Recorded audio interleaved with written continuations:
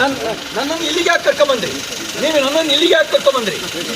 ನನ್ನನ್ನು ನಿಮ್ಮ ಉದ್ದೇಶ ಏನಿದೆ? ನನ್ನ ಮರ್ಡರ್ ಮಾಡೋಕ್ಕೆ ನೀವು ಉದ್ದೇಶ ಮಾಡಿರೋದು. ನನ್ನನ್ನು ಮರ್ಡರ್ ಮಾಡೋಕ್ಕೆ ಮಾಡಿದ್ದೀರಿ. ಇಲ್ಲ ಅಂದ್ರೆ ಯಾಕೆ ಸುತ್ತಿಸ್ತಾ ಇದ್ದೀರಿ?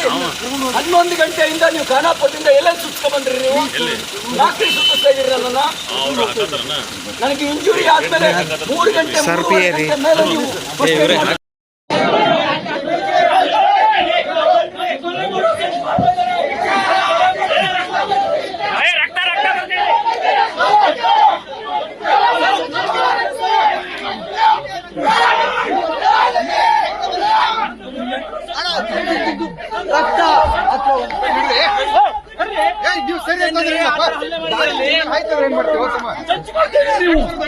ಕೊಲೆ ಮಾಡೋ ಸಂಚು ಮಾಡ್ತಾರೆ.